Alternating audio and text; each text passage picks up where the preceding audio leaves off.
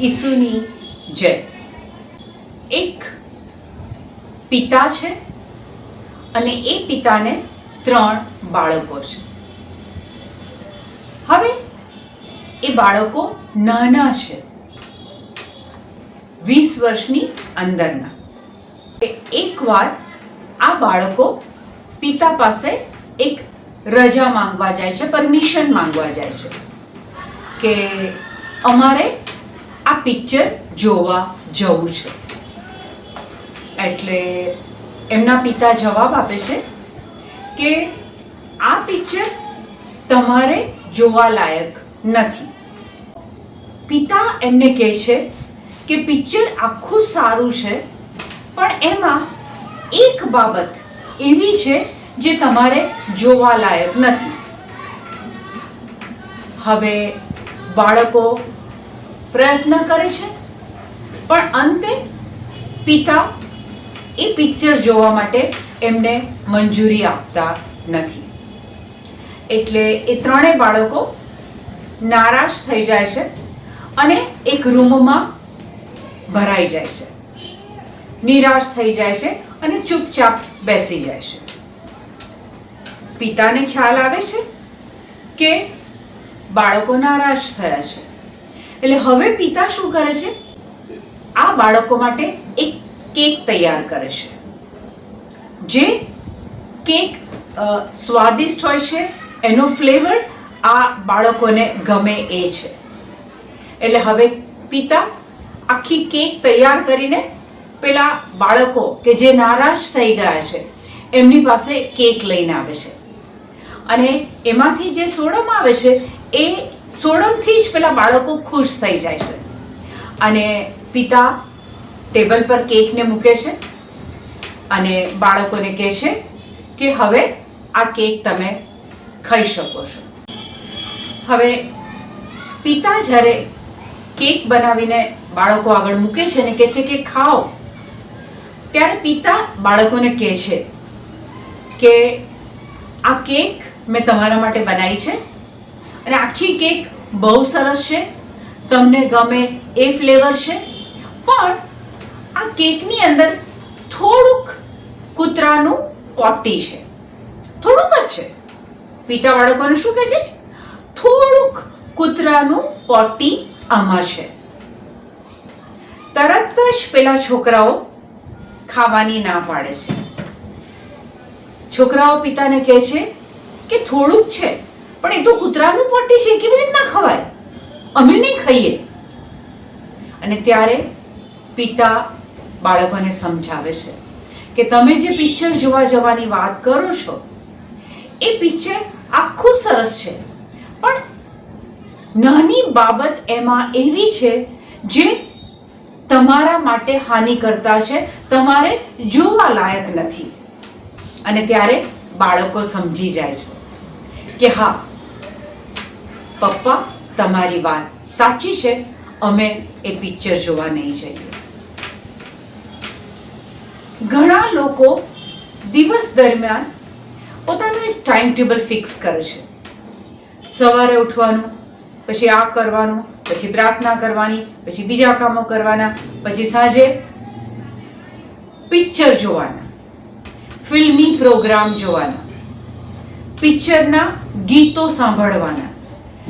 એવા પ્રોગ્રામો કે જેમાં એ ગીતો જે બન્યા છે એના લિરિક્સ, એના શબ્દો એ પ્રભુના રાજ્યની વિરુદ્ધના છે.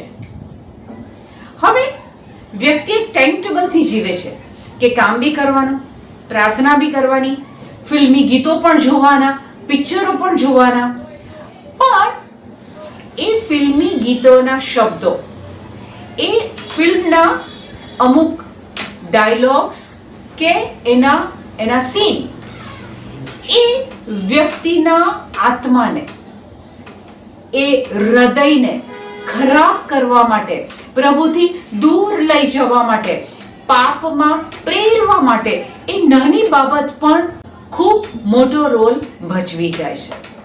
વ્યક્તિ જ્યારે સતત આવા ગીતો સાંભળે છે અથવા આવા ગીતો ગાય છે તો એમાં જે શબ્દો છે એ વ્યક્તિના જીવનને અસર કરે છે. દાખલા તરીકે અમુક ગીતોના શબ્દો એવા હોય છે કે પ્રભુ સિવાયની બાબતો તરફ એ વ્યક્તિને લઈ જાય છે. હવે એ શબ્દો જ્યારે સતત એ વ્યક્તિ ગાય કે બોલે ત્યારે એની અસર નીચે આવી જાય છે. વ્યક્તિ ફિલ્મી ગીતો કેમ સાંભળે છે કે જુએ છે?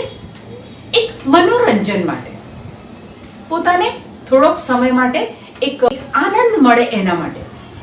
પણ જો સતત તમે આ ટાઈમ ટેબલ ચાલુ રાખો છો, સતત તમે જો આ ગીતો સાંભળો છો, તો એક સમય આવે છે કે જ્યારે તમે એની અસર નીચે આવી જાઓ છો. પણ ત્યારે સ્તોત્ર સંહિતા 37:4 એમાં કહે છે કે delight in the lord and he will give you the desires of your heart. કે છે કે તમે પ્રભુના વચનમાં ડિલાઇટ એટલે કે એમાં જ આનંદિત રહો. આપણને ફિલ્મી ગીતો કે ફિલ્મો જોવાના કેમ ગમે છે? કારણ કે આપણે એ આનંદ મેળવવાનો પ્રયત્ન કરીએ છીએ. બાઇબલ શું કહે છે કે પ્રભુના વચનમાં તમે આનંદ મેળવવાનો પ્રયત્ન કરો. પ્રભુના વચનમાં આનંદ કેવી રીતના મેળવી શકાય? જે પ્રમાણે સતત દુનિયાવી ગીતો ગાવા કે સાંભળવા ગમે છે, એ જ પ્રમાણે જો પ્રભુના વચનોને આપણે ગાવાના, બોલવાના, સાંભળવાના શરૂ કરીએ ત્યારે જો આપણો આત્મા એ વચનોમાં આનંદિત થઈ જાય છે, પુલકિત થઈ જાય છે, એકાકાર થઈ જાય છે, તો વચન એવું કહે છે કે he will give you desires of your heart. Desires of your heart એટલે પ્રભુના રાજ્યમાં હવે તમારે શું કરવું? દુનિયાવી રીતે જો તમે જોવા જાઓ તો જેની પાસે પૈસા વધારે છે, સંપત્તિ વધારે છે, એ લોકો ધનિક કહેવાય. પણ પ્રભુની રીતે જો તમે જોવા જાઓ, સ્વર્ગમાં કોણ વધારે ધનિક છે? પૃથ્વી પરથી જે વ્યક્તિઓ આત્માઓ બચાવીને પ્રભુ પાસે લઈ જાય છે, એ લોકો સ્વર્ગના ધનિક લોકો છે. આપણે પૃથ્વી પરની સંપત્તિ કમાઈએ છીએ, ખાઈએ છીએ, પીએ છીએ, મજા કરીએ છીએ અને પછી જીવનનો અંત આવે છે. ઈસુ કહે છે કે તમે એવી સંપત્તિ ભેગી કરો કે જેમાં સડો ના લાગે. સ્વર્ગની સંપત્તિ. અને સ્વર્ગની સંપત્તિ એટલે શું? પૃથ્વી પર રહ્યા આપણા જીવન દ્વારા, આપણા શબ્દો દ્વારા, આપણા કાર્યો દ્વારા, આપણા નિર્ણયો દ્વારા જ્યારે આપણે લોકોને પ્રભુની પાસે લાવીએ છીએ, પ્રભુના વચનની અંદર લાવીએ છીએ, ત્યારે એ આત્માઓ દુનિયાવી હતા, પાપમાં હતા, એની જગ્યાએ હવે એ વ્યક્તિઓ, એ આત્માઓ પ્રભુ પાસે આવે છે. અને આ વ્યક્તિ આત્માઓ જે પ્રભુ પાસે લઈ જાય છે, એ સ્વર્ગની દ્રષ્ટિએ હવે અમીર થવા માંડે છે. પૃથ્વીની સંપત્તિ, પૈસો ખલાસ થઈ જશે. પણ જ્યારે આત્માઓ આપણે બચાવીને પ્રભુ પાસે લઈ જઈશું, એ ઈશ્વરના રાજ્યમાં આપણે ધનિક બની ગયા છીએ.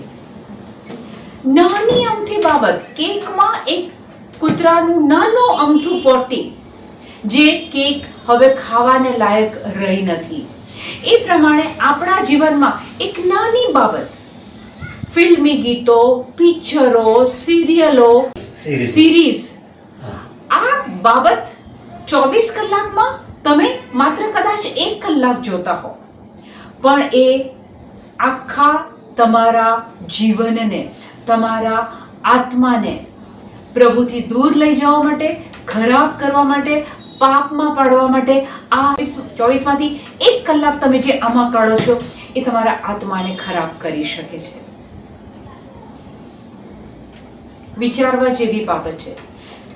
વ્યક્તિ શું વિચારે કે હું તો કામ પણ કરું છું, પ્રાર્થના પણ કરું છું, આ પણ કરું છું, પેલું પણ કરું છું, આ દિવસના 1 જ કલાક તો હું આ ફિલ્મી ગીતો જોઉં છું કે સાંભળું છું. પણ એ 1 કલાક, એ થોડો સમય તમને પ્રભુથી દૂર લઈ જવા માટે સમર્થ છે, તમારા જીવનને ખરાબ કરવા માટે સમર્થ છે. પ્રભુ આપણી પાસે શું માંગે છે? વચન કહે છે કે પિતા જેવા પવિત્ર છે તેવા તમે બનો. વચન કહે છે કે ઈસુનું અનુકરણ કરો. જો આપણે ઈસુના જીવનને યાદ કરીએ, જ્યારે પૃથ્વી પર હતા, 3 વર્ષ જાહેર જીવન જીવતા હતા, ઈસુ ક્યારે આવી કોઈ પ્રવૃત્તિમાં ઇન્વોલ્વ હતા? ઈસુ એમના આખા દિવસમાં 24 કલાકમાં આવા કોઈ પણ કાર્યક્રમો, પ્રોગ્રામો, આવી કોઈ પણ બાબતમાં એ ઇન્વોલ્વ હતા? ઈસુ કોઈ પણ દુનિયાવી બાબતમાં રસ લેતા હતા? ના. ઈસુનું ટાઈમ ટેબલ તમે જુઓ, જ્યારે પૃથ્વી પર હતા શિષ્યો સાથે, ત્યારે દિવસ દરમિયાન આખો દિવસ એ ઈશ્વરના રાજ્યની વાતો કરતા હતા, અને રાત્રે એ પર્વત પર જાય અને આખી રાત એ પિતા જોડે વાતચીત કરતા હતા. એ જ્યારે પિતા સાથે વાતચીત કરતા હતા ત્યારે પિતાની બધી જ બાબતો એ પોતાનામાં લેતા હતા, અને દિવસ દરમિયાન એ લોકોને સાજાપણું આપતા હતા, ચમત્કારો કરતા હતા, અદ્ભુતો કાઢતા હતા.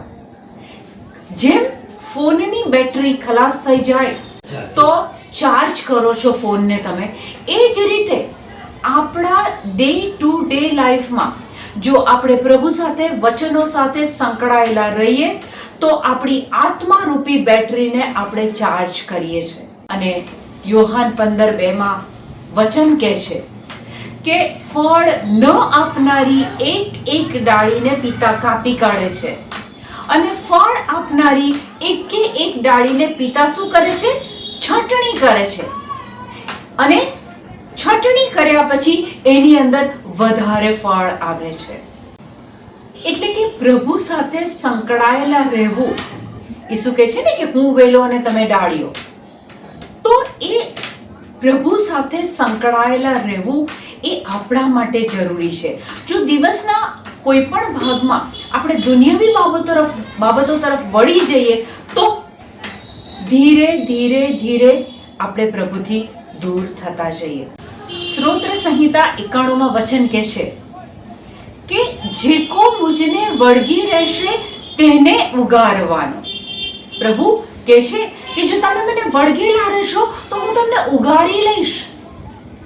સંકટો, સમસ્યા, તકલીફો, બીમારીઓ, પ્રભુ કહે છે મને વળગેલા રહેશો તો એ બધામાંથી હું તમને ઉગારી લઈશ. હું તમારી ઢાલ છું. અને સ્તોત્ર સંહિતા 91 તો કહે છે કે જો આપણે પ્રભુ સાથે સંકળાયેલા હોઈએ તો વચન કહે છે કે સંકટ કાપી એનું જીવન ભર્યું કરવાનો, લાંબુ આયુષ્ય દઈને એને ધન્ય કરવાનો, મુક્તિદાયક મુજ શક્તિનો અનુભવ કરાવવાનો. અર્થાત કે દિવસ દરમિયાન, જીવન દરમિયાન સભાનપણે જો આપણે પ્રભુ સાથે સંકળાયેલા રહેવાનો પ્રયત્ન કરીએ, પ્રભુમાં આનંદ લેવાનો પ્રયત્ન કરીએ, વચનમાં આનંદ લેવાનો પ્રયત્ન કરીએ, તો ત્યાં આપણી દરેક બાબતમાં પ્રભુ આપણું રક્ષણ કરે છે અને ઉદ્ધાર કરે છે. આપણે જો પ્રભુથી છૂટા પડી ગયા, આપણે પ્રભુથી દૂર જતા રહ્યા, તો એ પ્રભુના પ્રોટેક્શનમાંથી આપણે બહાર નીકળી ગયા છીએ. ઘણી વખતે અમુક બીમારી, સમસ્યા, સંકટોમાં લોકોને એક પ્રશ્ન થાય છે કે પ્રભુ ક્યાં છે? પ્રભુ તો તમારી પાસે જ છે, પણ તમે પ્રભુથી છૂટા પડી ગયા છો, વચનથી છૂટા પડી ગયા છો, પ્રાર્થનાથી છૂટા પડી ગયા છો. કારણ કે ઉપદેશમાળામાં એક વચન છે કે સૃષ્ટિના સમયે જ્યારે માનવને સર્જન કર્યો ત્યારે પ્રભુએ એને નિર્ણય લેવાની છૂટ આપેલી. હવે નિર્ણય લીધા પછી જે પરિણામ આવે એ વ્યક્તિએ ભોગવવું પડે. વચન કહે છે કે તમે પ્રભુ સાથે સંકળાયેલા રહો, વચન સાથે સંકળાયેલા રહો. હવે જો તમે તમારો નિર્ણય લો છો કે પ્રભુ સાથે, વચન સાથે સંકળાયેલા નથી રહેવું, તો એનું પરિણામ પણ જે આવે એ આપણે લેવું પડે. આદમને પ્રભુએ કીધું, તું ફળ ના ખાઈશ, પણ સ્વતંત્ર નિર્ણય શક્તિ આપેલી. ફળ ખાધું, એના પરિણામ રૂપે જે કોઈ બાબતો આવી એ આદમ અને હેવાએ એનો સામનો કરવો પડ્યો. આ જીવન દરમિયાન દુનિયાવી બાબતો અને પ્રભુની બાબતો, દુનિયાવી આકર્ષણો અને પ્રભુના વચનો, જો એ બેની વચ્ચે આપણે એ સમજતા થઈ જઈએ કે કઈ બાબત મને પ્રભુથી દૂર લઈ જાય છે, કઈ બાબત મને પ્રભુ પાસે લાવે છે, કઈ બાબતો સાંભળવાથી આત્મિક રીતે હું મજબૂત બનું છું, કઈ બાબતો સાંભળવાથી હું પ્રભુથી દૂર જાઉં છું. આમેન.